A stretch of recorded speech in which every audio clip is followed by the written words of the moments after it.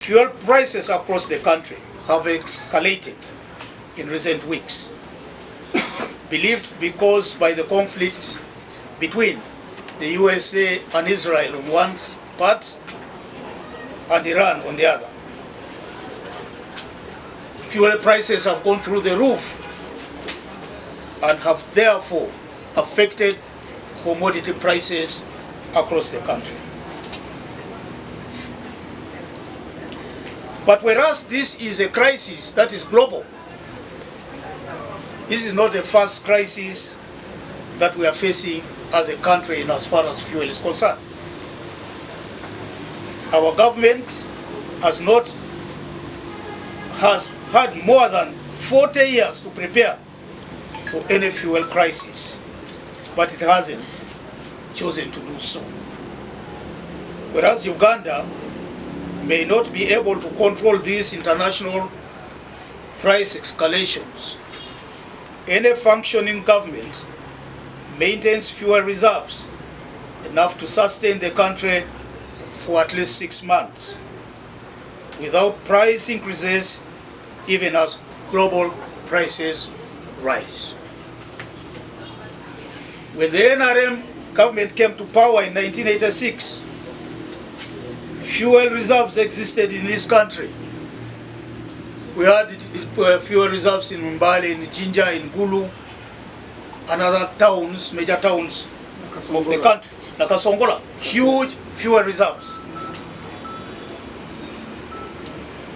This evil government dismantled them and sold them to their friends, dubbed private investors, while knowing that fuel is a strategic commodity of this country. It is of security in nature. Just imagine a war broke out today between us and, say, Kenya and any other country, DRC or Sudan. What would we do without fuel reserves? You would need the jets to fly in the air. You need the infantry, the tanks, fuel guzzlers to move on the ground. You definitely lose this war. For the last 20 years, as a party, we have advised our friends in NRM to revive these reserves and possibly increase the capacity while strategically locating the said reserves. This is the right time for the NRM government to listen to our call and have reserves put in place. We also call upon the regime in Kampala to implement emergency tax waivers on fuel and fuel-dependent products with immediate effect to stabilize commodity prices. The second matter is on Ebola virus outbreak. Without the knowledge of the leadership, going to meet Mr. Museveni in State House. And so you might want to know that a number of our leaders were subjected to questioning in the disciplinary committee. So today, without diverging anything, in particular, we are going to listen to a report coming from the chairperson of the disciplinary committee, who is the Honorable Robert Franco Centenary, Vice Chairman coming from Western Uganda. And then, decisions will be taken by this forum on what to do with those errant members who have chosen, not to follow procedures within the party. We would like to use this as an opportunity to send a message to our members that indiscipline in the party is not going to be tolerated, and that once we identify the cases of indiscipline, they are going to be handled through the established channels of the organization.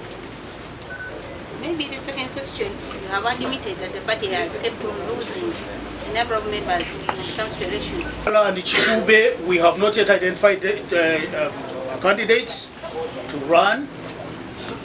I think Chikube nominations are closed, and therefore we are not going to be participating in those particular by-elections for the LC5 chairman of Chikube.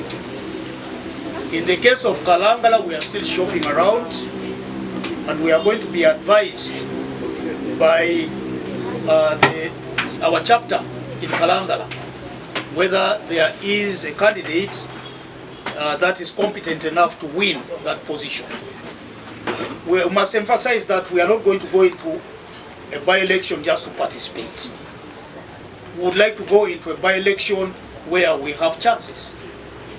And so that can only be determined by our people on the ground.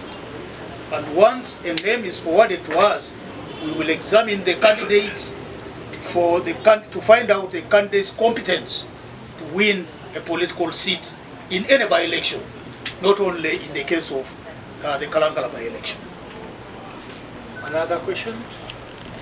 Who might have a candidate, we are more than willing to come to Kalangala or any other by-election where we would not have posted a candidate to support that candidate.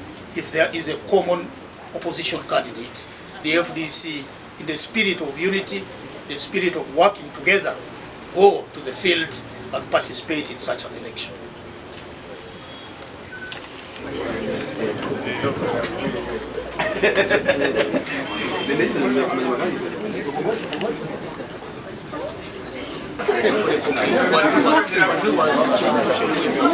Kamera tezigenda beera nyingi.